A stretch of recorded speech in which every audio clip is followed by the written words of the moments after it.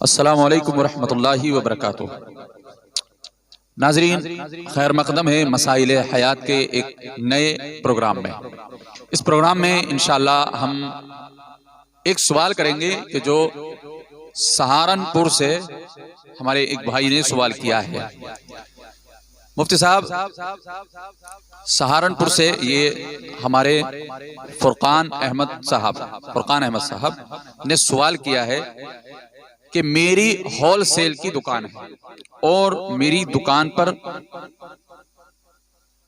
दुकानदार आते हैं और कुछ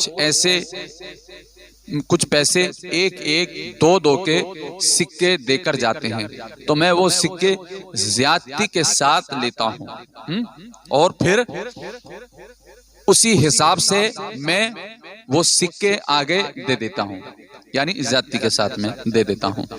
मसलन किसी ने मुझसे 1000 का सामान खरीदा, उसने मुझे कुछ कागज के नोट दिए और कुछ वो सिक्के, तो अगर 200 रुपए सिक्कों के शक्ल में दिए तो मैं 20-30 रुपए ज्यादा लेता हूं, क्योंकि मुझे भी आगे उसी हिसाब से देना होते हैं। तो क्या मेरा ये इस तरह से लेना जायज होगा या नहीं? सवाल इतना अच्छा है कि मेरा दिल छू गया और मुझे खुशी है इस बात की मुफ्ती साहब कि आज भी तिजारत में लोग ऐसे माशाअल्लाह हैं। अल्लाह हमारे भाई के कारोबार में खूब बरकत है। अस्सलामु अलैकुम वरहमतुल्लाहि तआला वबरकातुहू।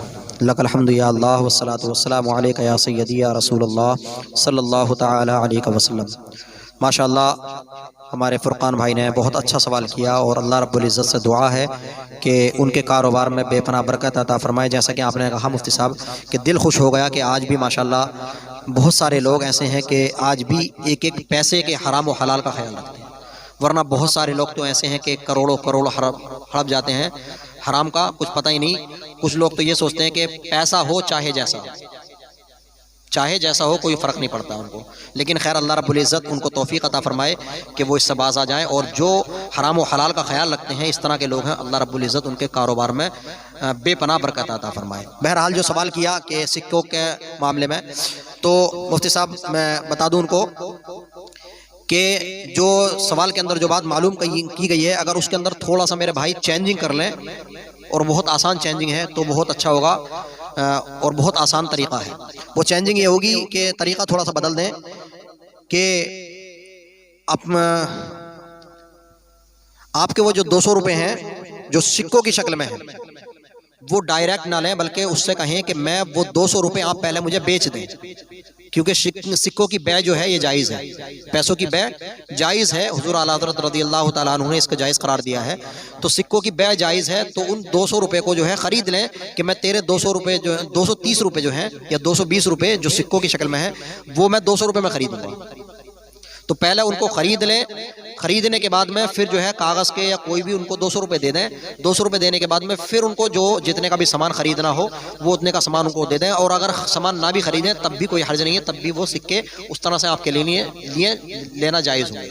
इसी तरह आप आगे दे दें कि मैं ये 230 सिक्के जो हैं आपको 200 रुपये में बेच रहा हूँ, और वो इसी तरह से ख़रीद लेगा आपसे, वो भी कोई हर्ज नहीं है। और अगर आप इनसे ज़्यादती के साथ में लेकर के इस तरह से कि 200 रुपये में लेकर के आगे अगर 200 में पूरे देना चाहें तब भी कोई हर्ज नहीं है, आप वो 30 रुपये बचा भी सकते हैं, वो भी इजाज़त है आपको।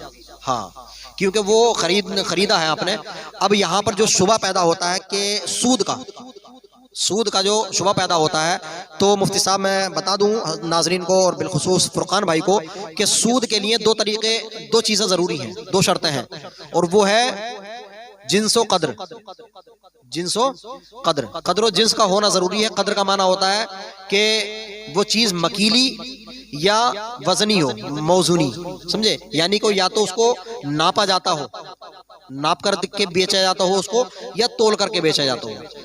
और जिन्स का मतलब कि एक जिन्स की हो, एक ही उसकी हो जिन्स की। तो कद्र और जिन्स दोनों पाई जाएं तब तो ये हराम हो जाएगा, समझे।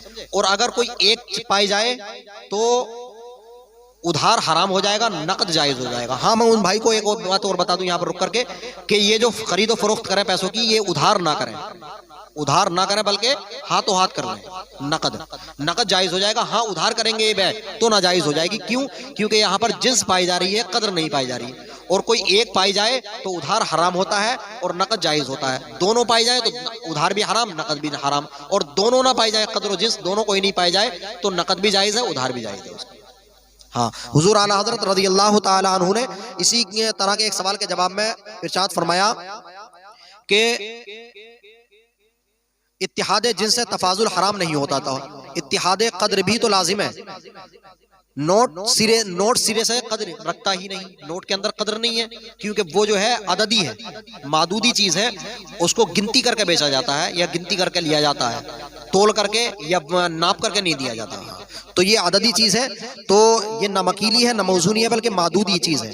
तो इसलिए उसके अंदर उधार तो नाजायज हो जाएगा, लेकिन नकद नाजायज नहीं होगा कमोबेशी के साथ में।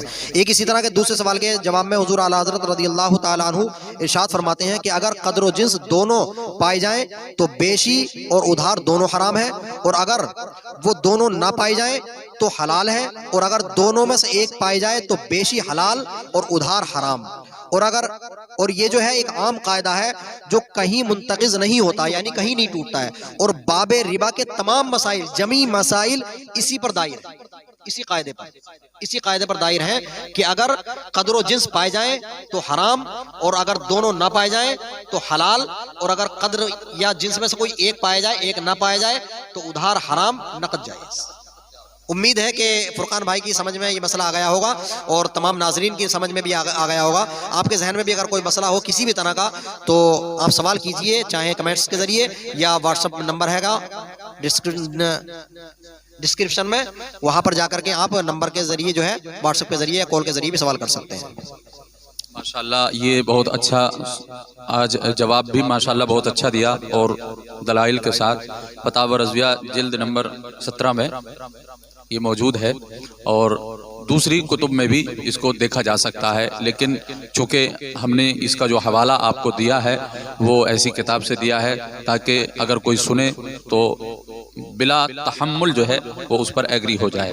तो आपके जहन में भी अगर कोई सवाल है, ये फुरकान भाई का बहुत अच्छा सवाल, और उनकी तिजारत से रिलेटेड ये सवाल था, तो उन्होंने किया, जो उन्होंने अपने लिए इसको बहुत अच्छा समझा, और ये उनके लिए फ़ायदेमंद भी इंशाअल्लाह साबित होगा।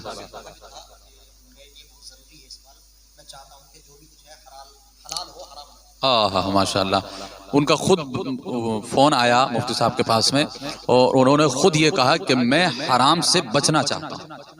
बहुत अच्छी बात है, वरना आज के दौर में तो लोग हलाल को देख ही नहीं रहे, सिर्फ हराम ही हराम है। पैसा मिले जैसा मिले, कहीं से मिले और जैसा मिले, मतलब सब जो है वो खाना पीना ये सब रमा समझते हैं। तो उम्मीद करते हैं कि ये एपिसोड आपको पसंद आया होगा। अब मिलते हैं इंशाअल्लाह अगले प्रोग्राम में। जब तक के लिए खुदा हाफिज़। अस्सलामु अलैकुम रहमतुल्लाहि व बरकातुहू।